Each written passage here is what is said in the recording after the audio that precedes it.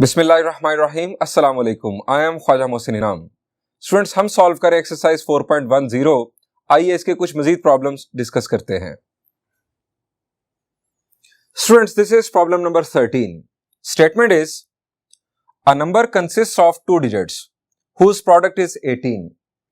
If the digits are interchanged, the new number becomes 27 less than the original number. Find the number. आसान अल्फाज में हमें एक number मालूम करना है जो दो डिजिट्स पर मुश्तमिल है। उन दोनों डिजिट्स का प्रोडक्ट है 18। अगर उन दोनों डिजिट्स को इंटरचेंज किया जाए यानी उनकी जगह बदली जाए तो जो नया नंबर बनेगा वो 27 लेस देन होगा ओरिजिनल नंबर से। स्टूडेंट्स, हमें नंबर मालूम करना है। अब हम क्या करें? वर्ड प्रॉब्लम को सॉल्व करने के लिए हम अननोन को लेट कर लेते हैं किसके इक्वल? एक्स के इक्वल। तो क्या इस नंबर को एक्स लेट कर लें? The answer is no. आपके ज़हन में फौरन एक्स आया होगा, लेकिन हमने यहां पर एक्स लेट नहीं करना। अब यहां क्या मसला है, जरा इस प्रॉब्लम को समझ लें। स्टूडेंट्स, जो नंबर हम फाइंड आउट करना चाह रहे हैं उसके बारे में बताया गया कि वो टू डिजिट्स नंबर है, टू डिजिट्स पर मुश्तमिल है। जैसे फर्ज करें एक नंबर है 92। टू डिजिट नंबर से मुराद जिसमें दो डिजिट्स हों, जैसे 10, 11, 12, 13, 14, 15 अप टिल 99। 10 से लेकर 99 तक ये तमाम टू डिजिट नंबर्स हैं। फर्ज कर लिया हमने कि नंबर है 92। अब इन दोनों का product 18, 9 2s are 18. If the digits are interchanged, the new number becomes 27 less than the original number. कहता है कि अगर दोनों डिजिट्स को इंटरचेंज किया जाए तो जो नया नंबर बनता है वो ओरिजिनल नंबर से 27 लेस होता है। अगर हम इन दोनों डिजिट्स को इंटरचेंज करें तो नया नंबर क्या बनेगा? जी, नया नंबर बनेगा 29। अब नया नंबर ओरिजिनल नंबर से लेस है, लेकिन ये 27 लेस नहीं है, क्योंकि मैंने ओरिजिनल जो हमारा नंबर है, जो हमारा आंसर आना है, मैंने वो नहीं कंसीडर किया। मैंने जानबूझकर आपके सामने एक एक्सपेरिमेंट किया है, सिर्फ आपको स्टोरी समझाने के लिए। यहां पर जो नया नंबर है वो ओरिजिनल नंबर से लेस है बाय 63। अगर आप 92 में से 29 सब्ट्रैक्ट करें, इट विल बी 63। स्टूडेंट्स, इस तरह का टू डिजिट नंबर हमें रिक्वायर्ड है। अब टू डिजिट नंबर को भी जरा समझ लें। स्टूडेंट्स, ये जो प्लेस है, इस प्लेस का एक खास नाम है। जी, टू डिजिट नंबर 92, इस प्लेस का एक खास नाम है। जी, it is called unit place in English medium, और उर्दू मीडियम इसे कहते हैं अकाई। आप यहां पर लिख दें यू, यूनिट प्लेस है ये। और ये नंबर है टेंस प्लेस पर, इसे हम दहाई भी कहते हैं। आप यहां लिख दें टी। स्टूडेंट्स, इस नंबर को इस तरह से स्प्लिट करके भी लिखा जा सकता है। इस नंबर के अंदर 9 टेंस हैं। आप इसे लिख सकते हैं 9 इंटू 10, और 2 वंस हैं, 2 यूनिट्स हैं, प्लस 2 इंटू 1, या 2 ही सिर्फ लिख दें। 10 9s are 90 प्लस 2 92। ये है हमारा नंबर जो इस तरह से ब्रेकअप करके लिखा जा सकता है, और इसको भी इसी तरह से लिखा जा सकता है। यहां पर 2 टेंस हैं plus 9, 10 2s are 20 plus 9, that will B 29।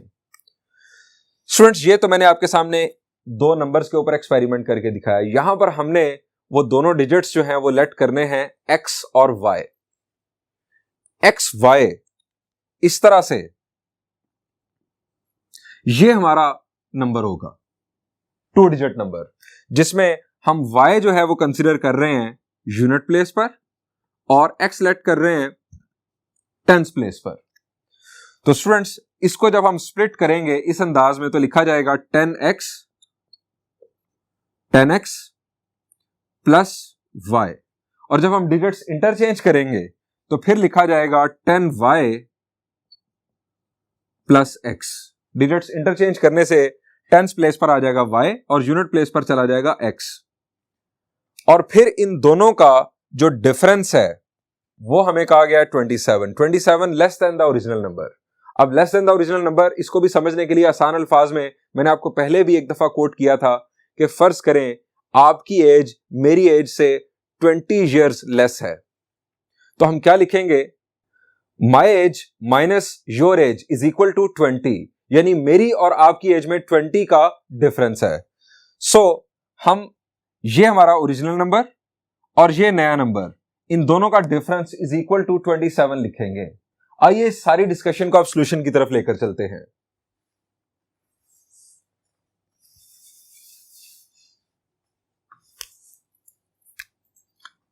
Late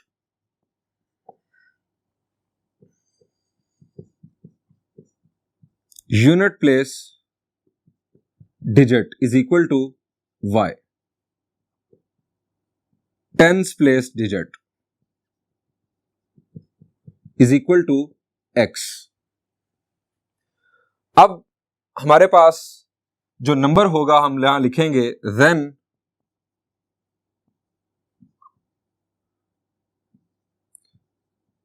number will be, ये हमारे पास टेंस प्लेस है तो हम इसे लिखेंगे 10x प्लस ये यूनिट प्लेस डिजिट है प्लस y। अगर हम डिजिट्स इंटरचेंज करें तब क्या होगा, if digits are interchanged,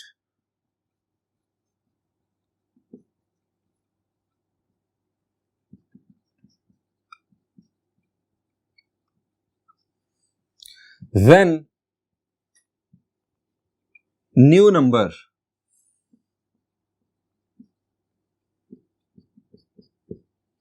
will be, digits को जब हम इंटरचेंज करेंगे यानी जो y है ये टेंस प्लेस बन जाएगा, जो x है ये यूनिट प्लेस बन जाएगा, तो हमारा नया नंबर होगा 10y प्लस x। स्टूडेंट्स ये तो हमारे पास दोनों डिजिट्स आ गए, ओरिजिनल नंबर और ये डिजिट्स इंटरचेंज करने के बाद नंबर। अब दो हमारे पास कंडीशंस हैं, एक है कि दोनों डिजिट्स का जो प्रोडक्ट है वो है 18 और नया नंबर ओरिजिनल नंबर से 27 लेस है। अब इन दोनों कंडीशंस को लिखते हैं। बाय गिवन कंडीशंस, स्टूडेंट्स पहली कंडीशन है कि दोनों डिजिट्स का प्रोडक्ट 18 है। हमारे पास दोनों डिजिट्स हैं x और y, हम यहां लिखेंगे x into y is equal to 18। अगर इंटरचेंज भी करें तब भी वही डिजिट्स हैं, y इंटू एक्स तब भी 18 ही। दूसरी कंडीशन है new number becomes 27 less than the original number, जो नया नंबर है वो लेस है ओरिजिनल नंबर से बाय 27, यानी दोनों में डिफरेंस 27 का है और ओरिजिनल नंबर जो है वो ग्रेटर है। ओरिजिनल नंबर हमारा जो है वो है 10x प्लस वाई, हम इसे लिखेंगे 10x प्लस वाई माइनस, ये हमारा न्यू नंबर, डिजिट्स इंटरचेंज करने के बाद 10y plus x is equal to 27। Students यहां पर एक और नुक्ता आपको बता दूं, अगर ये कहा जाता कि new number exceeds the original number by 27, तब आप क्या लिखते? जी, new number exceeds the original number by 27, तो क्या होता, न्यू नंबर फिर बड़ा होना था, यानी हम न्यू नंबर को पहले लिखते minus original number is equal to 27। और ये चीज आपको काम आएगी प्रॉब्लम नंबर 14 में और एग्जाम्पल 4 में जो एक्सरसाइज 4.10 से पहले है। ये दोनों आपने होमवर्क के तौर पर करनी है, इसलिए इस नुक्ते को समझ लें। स्टूडेंट्स इस इक्वेशन को नाम दे देते हैं 1 का और इस इक्वेशन को सिंप्लीफाई करके हम नाम देंगे इक्वेशन 2 का। फिर x और y की वैल्यूज फाइंड आउट करने के लिए इन दोनों इक्वेशंस को साइमल्टेनियसली सॉल्व करेंगे। 10x plus y minus 10y minus x is equal to 27। यहां पर 10x minus x is 9x और y minus 10y is minus 9y is equal to 27। Further simplification क्या होगी जी, 9 से पूरी इक्वेशन को डिवाइड कर दें, it will be x minus y is equal to 3। ये दो इक्वेशंस हैं, सिंप्लीफाई इन्हें हम कर चुके, अब हमें सॉल्व करना है साइमल्टेनियसली। आप देख सकते हैं कि किसी भी एक इक्वेशन में से हम x या y की वैल्यू निकालकर दूसरी इक्वेशन में पुट कर सकते हैं। यहां से x की वैल्यू निकाल लेते हैं, x की वैल्यू आ जाएगी y प्लस 3, इसको नाम दे दें इक्वेशन 2 का, इसे पुट कर देते हैं इक्वेशन 1 में। Put in equation 1। x की जगह पर y+3, ये y+3, x की जगह पर y+3 और ये y is equal to 18। Further इसे हम सिंप्लीफाई करते हैं, ये बनने जा रही है quadratic equation y² + 3y - 18 is equal to 0। ये y में क्वाड्रेटिक बन गई। अब जरा सोचें मिडिल टर्म ब्रेक के बारे में। प्रोडक्ट हमें चाहिए -18 और सम या डिफरेंस चाहिए 3। क्या होंगे दो नंबर्स? जी 6 और -3। y² + 6y - 3y - 18 is equal to 0। y common y+6 -3 common y+6 is equal to 0। y -3 और y+6 इज इक्वल टू 0। जब भी दो या दो से ज्यादा फैक्टर्स का प्रोडक्ट इक्वल टू 0 हो, तमाम फैक्टर्स में वेरिएबल इन्वॉल्व हो, तो आपको सबको इक्वल टू 0 लिखना होगा। यहां से हम दो केसेस बनाएंगे, y -3 इज इक्वल टू 0 और y+6 इज इक्वल टू 0। यहां पर एक कॉमन मिस्टेक स्टूडेंट्स बता दूं आपको, अगर प्रोडक्ट इक्वल टू 0 ना हो तब आप इस तरह केसेस नहीं बना सकते। अगर प्रोडक्ट है 0 तो इसका मतलब है कि दोनों में से कोई एक या सब जरूर 0 है। लेकिन अगर प्रोडक्ट फर्ज करें यहां पर 6 तो कोई जरूरी नहीं कि दोनों फैक्टर्स में से कोई एक भी 6 हो सकता है एक 2 हो और एक 3 हो, 2 3 आर 6, दोनों 6 नहीं है। लेकिन अगर प्रोडक्ट 0 के इक्वल है तो यह बात कंफर्म है कि दोनों में से कोई ना कोई जरूर 0 है। सो हम हर एक को इक्वल टू 0 लेंगे। यहां से y की वैल्यू आ गई 3 और यहां से y की वैल्यू आ गई -6। स्टूडेंट्स, अब हमें यह सोचना है कि y था क्या? क्या y की वैल्यू नेगेटिव जायज है? y क्या है? y हमने लेट किया था, जरा देखें, यूनिट प्लेस डिजिट। अब डिजिट किसे कहते हैं, जरा ये फौरन सोच लें। डिजिट किसे कहते हैं? जी, कितने डिजिट्स हैं हमारे नंबर सिस्टम में? Infinite? The answer is no. हमारे नंबर सिस्टम में there are only 10 digits. 10 digits पर तमाम नंबर्स बनते हैं, 0 से लेकर 9 तक। ये हैं डिजिट्स, 0 1 2 3 4 5 6 7 8 9। ये हैं 10 डिजिट्स। अब डिजिट्स में नेगेटिव का कोई कंसेप्ट नहीं है। डिजिट्स सिर्फ और सिर्फ पॉजिटिव सिंबल्स हैं जो नंबर्स को रिप्रेजेंट कर रहे हैं। सो ये जो -6 है ये डिजिट नहीं है। हम यहां लिखेंगे not admissible.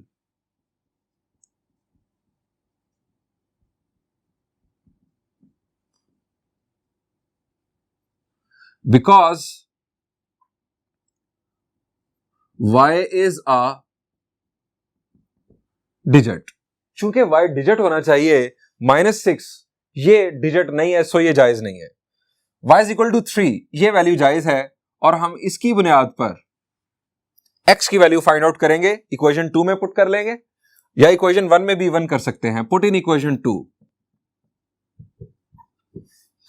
x is equal to 3 + 3। y की वैल्यू 3 मैंने पुट कर दी, x की वैल्यू आ गई 6।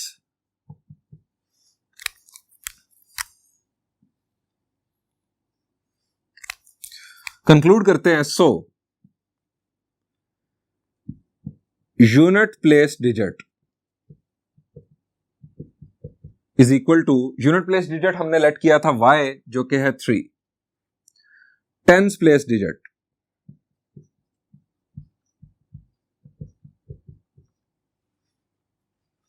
अब दोनों डिजिट हमारे पास आ चुके हैं, हमने नंबर बनाना है। Hence the number will B,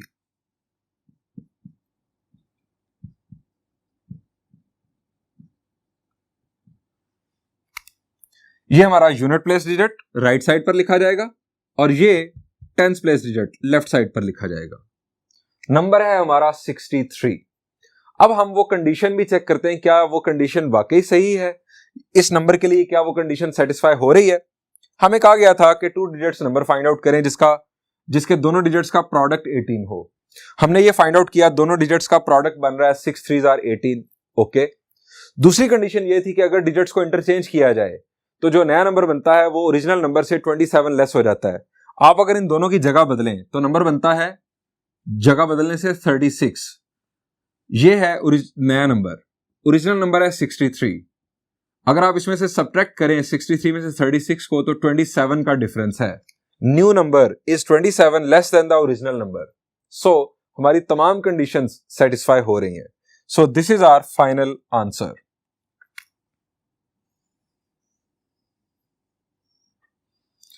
students, इस सॉल्यूशन को समझने के बाद आप इस काबिल हैं कि आप प्रॉब्लम नंबर 14 और एक्सरसाइज 4.10 से पहले एग्जाम्पल नंबर 4 खुद सॉल्व करें। मैं बढ़ता हूं आपके लिए एक और प्रॉब्लम की जानिब।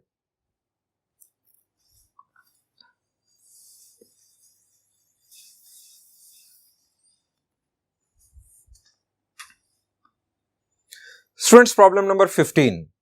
Statement is, the area of a right triangle is 210 meters square. If its hypotenuse is 37 meters long, find the length of the base and the altitude. हमें एक ऐसी right triangle का base और altitude find out करना है जिसके hypotenuse की length है 37 meters और उस right triangle का area है 210 meters square. Students, सबसे पहले तो हम base और एल्टीट्यूड की लेंथ्स को लेट कर लेते हैं जो हमें फाइंड आउट करनी है। Late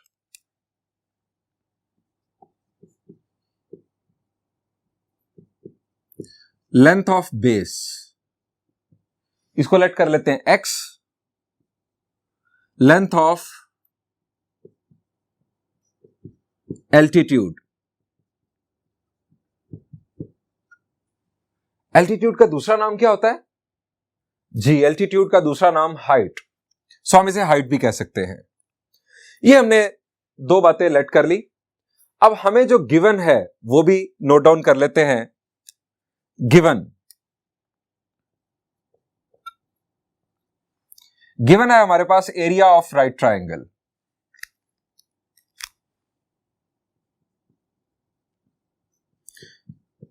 area of triangle is equal to 210 metre square और हाइपोटेन्यूज की लेंथ गिवन है, लेंथ ऑफ हाइपोटेन्यूज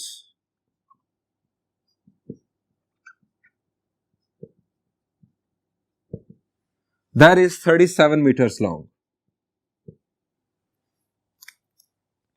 स्टूडेंट्स, ये दो बातें हमें फाइंड आउट करनी है, ये दो इंफॉर्मेशन हमें गिवन है। अब हमें दिमाग का इस्तेमाल करना है। हमें जो डेटा गिवन है उसका यूज हम किस तरह करेंगे। सबसे पहले तो जरा देख ले आप, जो एरिया ऑफ ट्राइंगल गिवन है, हमें बताया गया वाज़ेह तौर पर कि ये राइट ट्राइंगल है। अब एरिया ऑफ राइट ट्राइंगल का फॉर्मूला क्या होता है?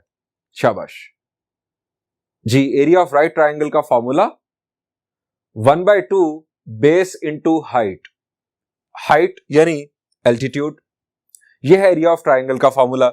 इसमें हमारे पास एरिया ऑफ ट्राइंगल मौजूद है 210 will be equal to 1/2 base यानी x और हाइट यानी y। ये हमारे पास एक इक्वेशन आ जाएगी जिसमें दो अननोन्स होंगे x और y। इसका यूज नहीं हुआ हाइपोटेन्यूज की लेंथ का। हाइपोटेन्यूज का बेस और एल्टीट्यूड के साथ ताल्लुक राइट ट्राइंगल के अंदर क्या होता है? शाबाश जी, अगर आपने ट्रिग्नोमेट्री पढ़ी हो तो ताल्लुक है पाइथागोरस थ्योरम। जी, Pythagoras theorem, hypotenuse square is equal to perpendicular square plus base square. अब परपेंडिकुलर का वर्ड मैंने यूज कर दिया, परपेंडिकुलर भी एल्टीट्यूड ही है, हाइट ही है, यानी बेस का स्क्वायर प्लस एल्टीट्यूड का square will be equal to hypotenuse square. ये हमारी दूसरी इक्वेशन होगी जिसमें x भी होगा y भी होगा। हमारे पास अगर दो इक्वेशंस आ गई जैसा कि आने वाली हैं, दोनों में x और y अननोन, तो हम उन दोनों को साइमल्टेनियसली सॉल्व करके x और y की वैल्यूज फाइंड आउट कर लेंगे। तो बढ़ते हैं, हम यह लिखेंगे सिंस एरिया ऑफ ट्राइंगल। अब एरिया ऑफ ट्राइंगल के लिए हमारा जो सिंबल है वो है इस तरह छोटी सी ट्राइंगल जिसे हम डेल्टा भी कहते हैं। Since is equal to 1/2 base into height. Base into मैं यहां पर लिखता हूं एल्टीट्यूड, ताकि आपको कंफ्यूजन ना हो। बेस इंटू हाइट भी लिख लें, एल्टीट्यूड भी हाइट ही है। अब यहां ये भी बात ध्यान में रहे कि हम बात कर रहे हैं राइट ट्राइंगल की। हमारे पास है वैल्यू 210 एरिया की इज इक्वल टू 1/2, बेस है हमारे पास x और एल्टीट्यूड है y। अब 2 मल्टीप्लाई होगा इसके साथ, तो हमारे पास जो इक्वेशन आएगी that will be x y is equal to 420। इसको नाम दे दें 1 का। स्टूडेंट्स, एक इक्वेशन आ गई जिसमें हमारे दो अननोन्स x और y। अब दूसरी इक्वेशन बनाने के लिए हाइपोटेन्यूज को यूज करते हैं by Pythagoras theorem.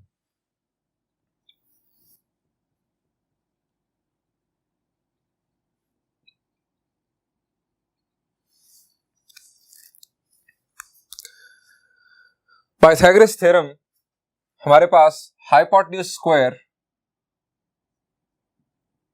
Is equal to base square plus altitude square, A for altitude. Hypotenuse की वैल्यू है हमारे पास 37 का स्क्वायर, बेस की वैल्यू है x और एल्टीट्यूड की वैल्यू है y। ये हमारे पास स्टूडेंट्स दूसरी इक्वेशन आ गई, x square plus y square is equal to 37 का आप स्क्वायर ओपन कर लें using calculator.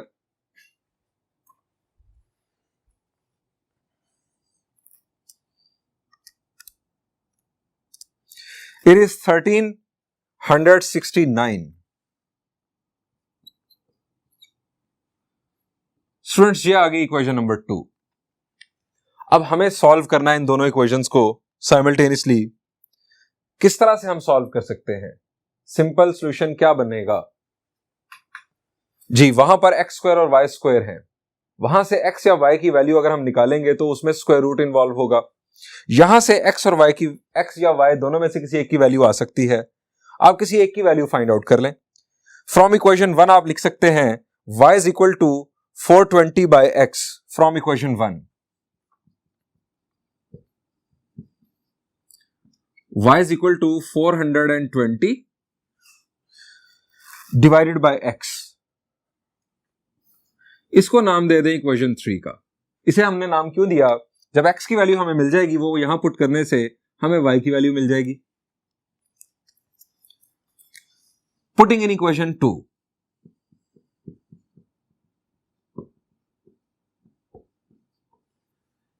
X square plus y square यानी 420 बाय एक्स का whole square is equal to 1369।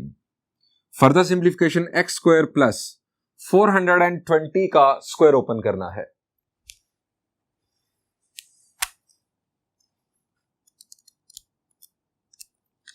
It is 1,76,400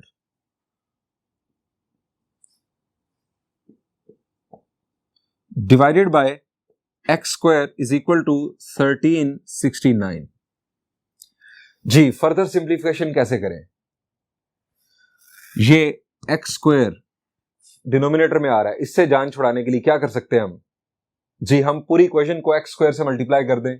लेकिन याद रखें, आप जब किसी वेरिएबल से मल्टीप्लाई करते हैं पूरी इक्वेशन को, तो उस वेरिएबल को बाद में जीरो के इक्वल नहीं आना चाहिए, वो जीरो नहीं आना चाहिए। इनफैक्ट अगर एक्स स्क्वायर बाद में इसी प्रॉब्लम के सॉल्यूशन के अंदर जीरो आ गया तो इसका मतलब है कि यहां पर डिवीजन बाय जीरो हो रही है, तो division by zero is not allowed. वैसे भी अगर एक्स स्क्वायर बाद में जीरो होगा और आप यहां मल्टीप्लीकेशन कर रहे हैं तो पूरी इक्वेशन को जीरो से मल्टीप्लाई कर दें तो पूरी इक्वेशन ही जीरो हो जाती है। सो जब हम किसी वेरिएबल से मल्टीप्लाई करें किसी पूरी इक्वेशन को, तो बाद में उस वेरिएबल को जीरो के इक्वल नहीं आना चाहिए उस प्रॉब्लम के सॉल्यूशन के अंदर। हम यहां लिखेंगे multiply both sides by x square.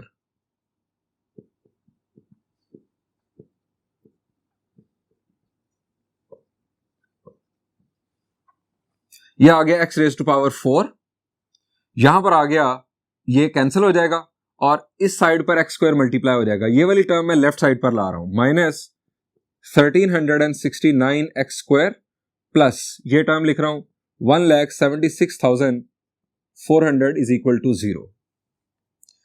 Students, ये हमारे पास सिंगल वेरिएबल इक्वेशन आ चुकी, लेकिन ये इक्वेशन किस टाइप की है? क्या ये क्वाड्रेटिक है? The answer is no. ये है डिग्री 4 इक्वेशन। इस इक्वेशन को हम कहते हैं quartic equation. Quartic equation. Students, इस इक्वेशन को हम अगर सॉल्व कर लें तो हमें x की वैल्यू मिलेगी। अब ये इक्वेशन सॉल्व कैसे करें? प्रॉब्लम ये है, ये क्वाड्रेटिक आ जाती मुझे, लेकिन ये क्वार्टिक आ चुकी है, डिग्री 4 की इक्वेशन है। अब इसको सॉल्व करने के हमारे पास कुछ रास्ते हैं जो डिस्कस हो चुके हैं। हमने एक्सरसाइज 4.2 में एक ट्रिक डिस्कस किया था जी। वहां पर हमने डिस्कस किया था कि अगर एक जगह पर पावर n हो और दूसरी जगह पर ट्वाइस ऑफ n हो, यानी डबल हो, तो हम एक टर्म को, जो x स्क्वायर टर्म है, अगर हम इसे t लेट कर लें तो ये बन जाएगा x स्क्वायर का स्क्वायर यानी t square. t square minus 1369t plus 1,76,400 is equal to 0। ये हो जाएगी हमारे पास t में क्वाड्रेटिक इक्वेशन। हम t की वैल्यूज फाइंड आउट करके x की वैल्यूज फाइंड आउट कर लेंगे। दूसरा रास्ता एक और है, और वो ये है कि हम इस इक्वेशन को कह दें कि ये x स्क्वायर में क्वाड्रेटिक है। x स्क्वायर में क्वाड्रेटिक, ये x स्क्वायर का स्क्वायर है। सो मैं ये रास्ता अडॉप्ट कर रहा हूं। ये इनफैक्ट थोड़ा शॉर्टकट हो जाएगा। हम यहां कहेंगे it is quadratic in x square. So x square में अगर क्वाड्रेटिक है तो यहां पर हम मिडिल टर्म ब्रेक भी कर सकते हैं अगर पॉसिबल हो, और क्वाड्रेटिक फार्मूला की तरफ भी जा सकते हैं। मैं जा रहा हूं क्वाड्रेटिक फार्मूला की तरफ इसलिए कि ये नंबर्स बहुत बड़े हैं। मिडिल टर्म ब्रेक सोचना थोड़ा मुश्किल होगा, हो सकता है हो जाए, लेकिन मैं ज्यादा टाइम वेस्ट नहीं करूंगा। और आप भी ऐसा मत किया करें, जब नंबर्स बड़े हों तो फौरन क्वाड्रेटिक फार्मूला यूज करके जान छुड़ाएं। यहां पर a की वैल्यू आ गई 1, b की वैल्यू -1369 और c की वैल्यू 1,76,400। अब हमें क्वाड्रेटिक फार्मूला यूज करना है। अब क्वाड्रेटिक फार्मूला में लेफ्ट साइड पर हम इस दफा लिखेंगे x स्क्वायर, चूंकि इक्वेशन x स्क्वायर में क्वाड्रेटिक है। Using quadratic formula,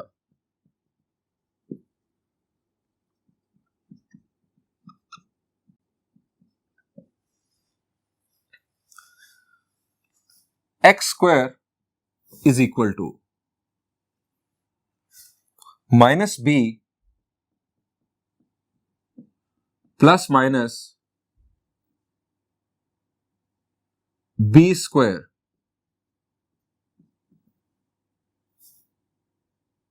minus 4। a की वैल्यू है हमारे पास 1 और c की वैल्यू है 1,76,400 divided bye twice of a।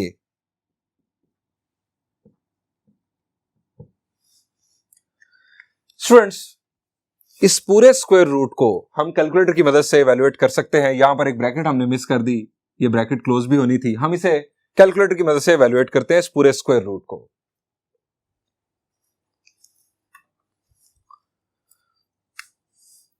मैं ये पूरे का पूरा स्क्वायर रूट इनपुट कर रहा हूं। Square root of bracket minus 1369 bracket closed square minus 4 multiplied with 1,76,400. The answer is 1081. यहां minus minus plus 1369 plus minus 1081 divided by 2 1s are 2। Students, यहां से दो केसेस बन जाएंगे, एक पॉजिटिव के साथ और एक नेगेटिव के साथ। X square is equal to 1369 plus 1081 divided by 2 and x square is equal to 1369 minus 1081 divided by 2। यहां से अब हमें चाहिए x की वैल्यूज। अब कंप्लीटली सॉल्व करते हैं। 1369 plus 1081 divided by 2, x square आ रहा है 1225 के इक्वल। हम लेंगे इसका square root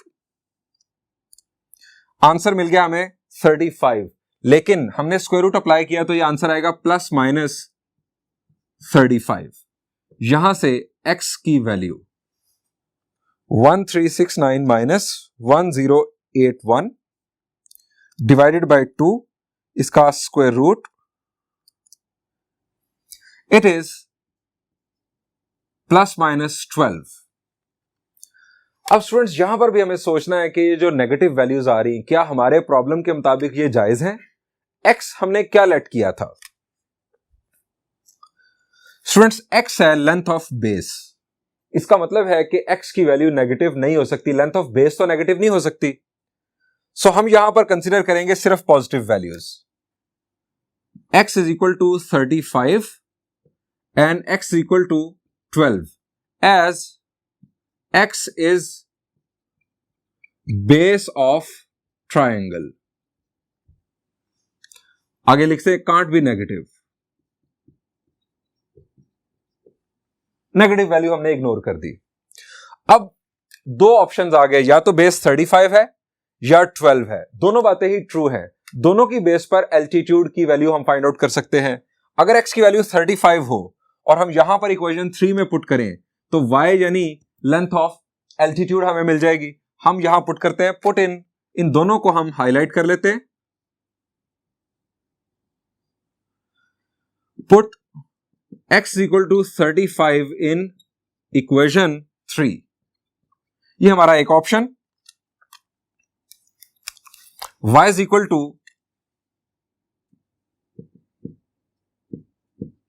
420 divided by 35। 420 divided by 35, it is 12। और दूसरा option, put x equal to 12 in equation 3,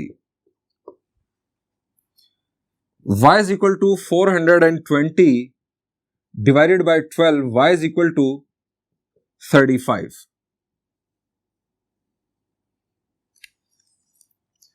अब कंक्लूड करते हैं बात को। अगर x की वैल्यू 35 तो y की वैल्यू 12, यानी अगर x क्या है, x है बेस। अगर बेस की वैल्यू 35 तो एल्टीट्यूड 12, और अगर बेस की वैल्यू 12 तो एल्टीट्यूड की वैल्यू होगी 35। और इन दोनों सूरतों में वो कंडीशन सेटिस्फाई होगी, यानी हाइपोटेन्यूज की वैल्यू 37 और जो एरिया था वो 210 मीटर स्क्वायर। हम यहां लिख देंगे, if base is equal to 35 meters, altitude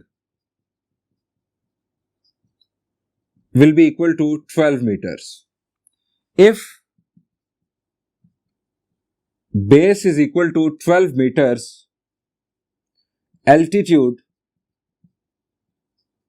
will be equal to 35 meters। Students हमारे ये दो पॉसिबल केसेस आ चुके। इसी बेस पर एक और प्रॉब्लम मैं आपके साथ सिर्फ डिस्कस करना चाहूंगा।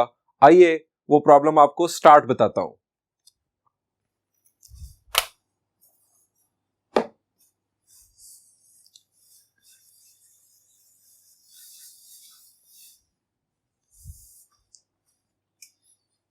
Students, this is problem number 16.